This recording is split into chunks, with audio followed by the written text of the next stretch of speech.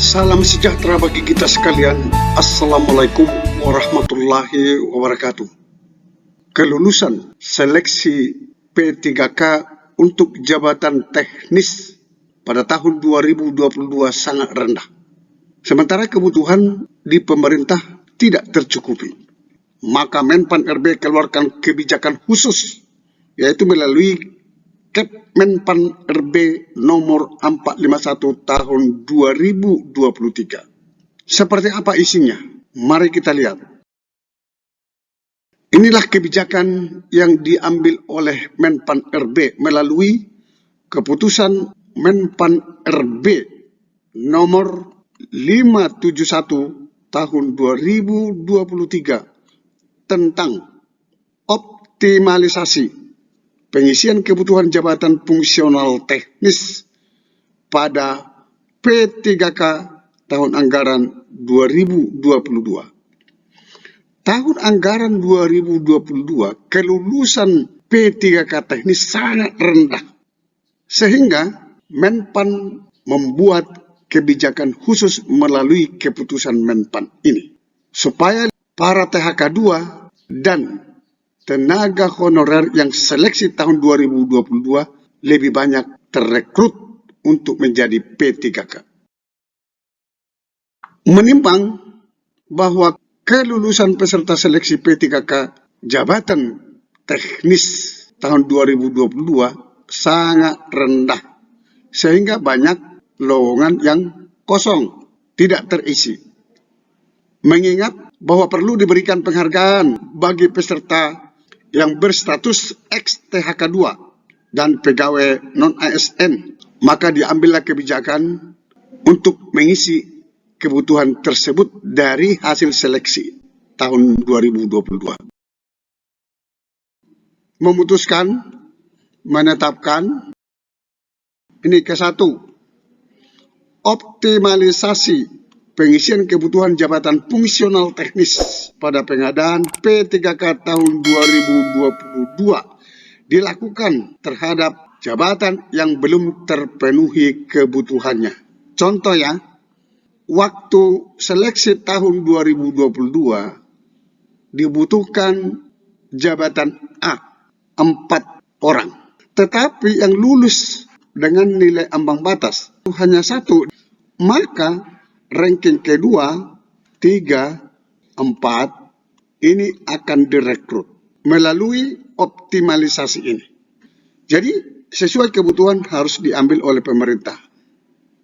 Kedua, optimalisasi pengisian kebutuhan jabatan ini seperti yang disampaikan di keputusan 1 itu berdasarkan reformulasi nilai ambang batas.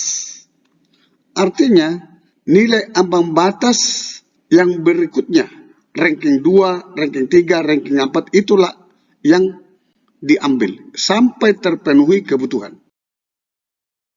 Ketiga, reformulasi nilai ambang batas seleksi kompetensi teknis sebagaimana dimaksud pada diktum kedua tadi ditetapkan berdasarkan nilai terendah pada jabatan yang sama formulasinya belum terpenuhi.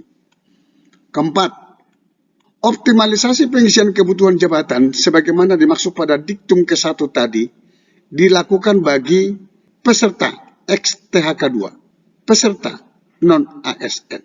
Disinilah keberpihakan daripada pemerintah terhadap tenaga honorer, khususnya peserta ex-THK 2. Jadi tidak berlaku yang melamar umum.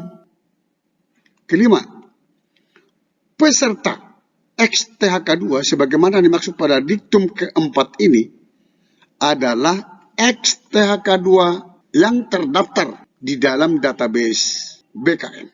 Kalau tidak terdaftar, tidak akan direkrut.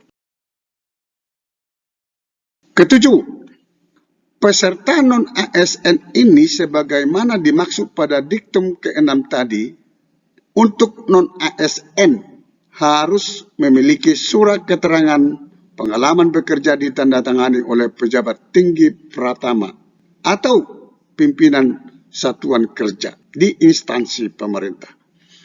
Jadi ini ada dua, honorer XTHK2, honorer di luar XTHK2.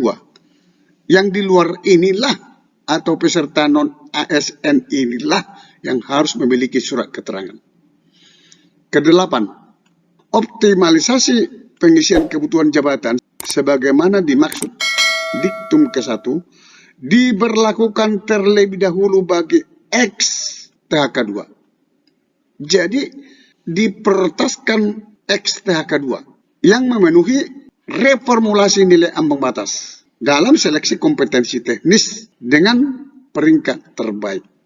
Jadi lebih memihak pemerintah kepada honorer XTHK2 dibanding dengan non-ASN yang biasa. Ini dikeluarkan Kemenpan RB pada 2 Agustus 2023 di Jakarta. Abdullah Ajwar Anas. Sampai ketemu pada video berikutnya di channel ini. Jangan lupa dukung terus channel ini dengan cara klik subscribe, like, dan loncengnya. Semoga bermanfaat. Wassalamualaikum warahmatullahi wabarakatuh. Shalom.